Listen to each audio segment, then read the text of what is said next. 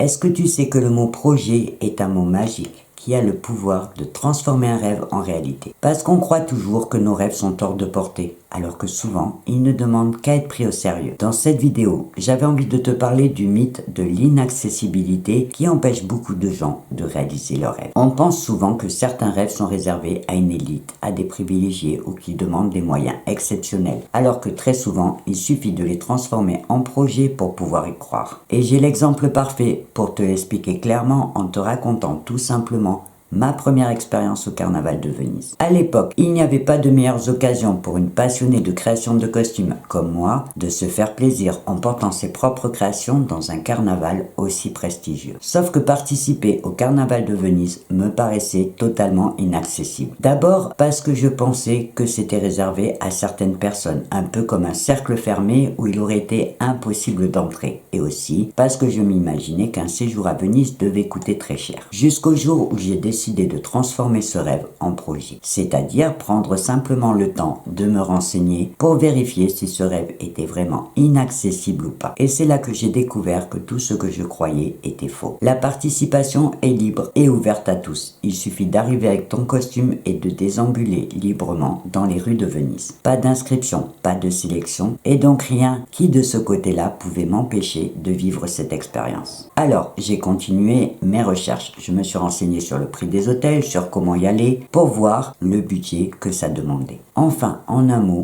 je l'ai préparé comme un projet, ce qui m'a permis de me rendre compte que mon rêve était largement accessible. Et donc, qu'il ne tenait qu'à moi de le réaliser, si je le voulais, en prenant le temps de l'organiser. Alors que si j'étais resté sur mes premières fausses idées, je continuerais peut-être encore aujourd'hui à le voir comme un rêve inaccessible. Et si j'ai décidé de faire cette petite vidéo, c'est parce que je sais que la perception que l'on a du mot rêve nous fait souvent penser que c'est inaccessible, que c'est quelque chose de lointain, entouré de flou. On se dit souvent que certains rêves sont réservés à des élites ou qui demandent des ressources exceptionnelles et donc qui sont hors de notre portée. Alors que dans la majorité des cas, ce qui nous empêche de réaliser nos rêves, c'est juste qu'on les voit comme quelque chose d'abstrait et non comme un projet concret. Et je peux te donner des tas d'exemples. Quand on rêve de grands voyages, on pense souvent que c'est hors de prix, sans jamais avoir pris le temps de se renseigner sur les différentes options possibles. Quand on rêve d'apprendre à jouer d'un instrument de musique, on se dit souvent que c'est trop compliqué, que c'est trop tard, sans avoir pris le temps d'essayer un premier cours. Quand on rêve de monter sur scène,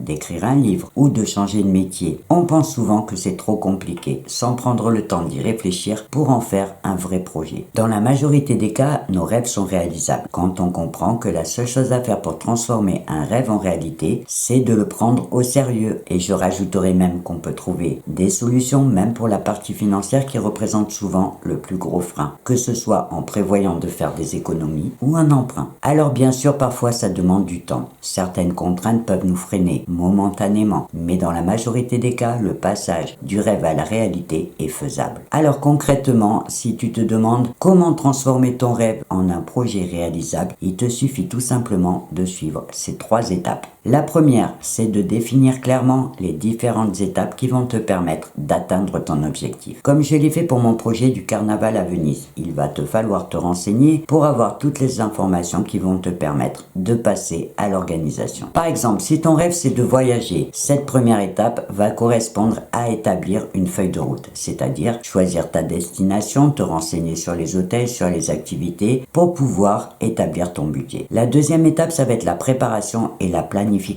pour organiser les choses de façon concrète. Une fois que tu as une vision claire avec toutes les informations, tu vas pouvoir passer à l'organisation. Quand tu comptes partir, comment tu comptes y aller, quel budget tu as prévu et à quoi tu as pensé pour optimiser ton budget. Par exemple, tu auras peut-être la possibilité de choisir des dates avec des prix plus avantageux ou peut-être de comparer les offres des différentes agences de voyage pour profiter de promotions. La troisième étape, c'est tout simplement de passer à l'action pour poser les choses concrètement. Parce qu'à ce stade, un rêve reste toujours un rêve tant qu'on n'est pas passé à l'action. Une fois que tout est bien planifié, il ne reste plus qu'à réserver. Par exemple, prendre tes billets d'avion, réserver ton hôtel, peut-être réserver des excursions.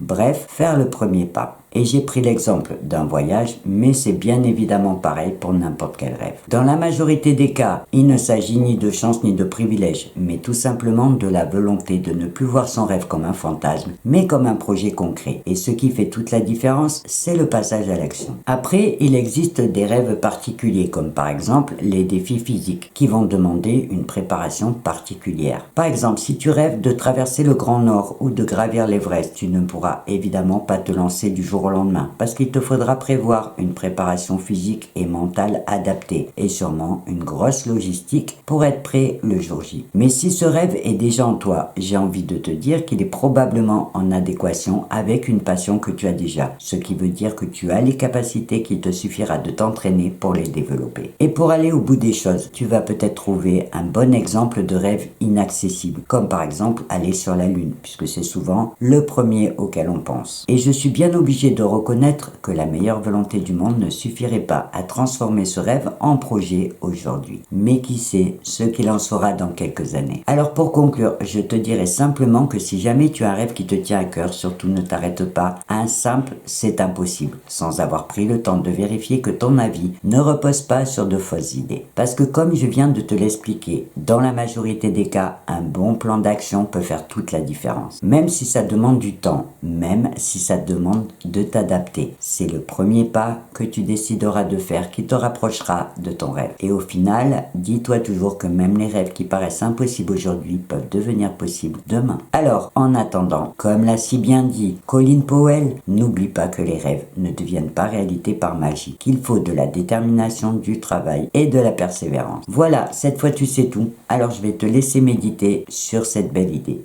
Et avant de te quitter, je te rappelle juste que si tu as des questions ou des réactions à partager, tu peux le faire directement dans la partie commentaires sous cette vidéo. Et je me ferai bien sûr un plaisir de te lire et de te répondre. Et en attendant ma prochaine vidéo, je te souhaite une belle journée ou une belle soirée et je te dis au revoir et à bientôt.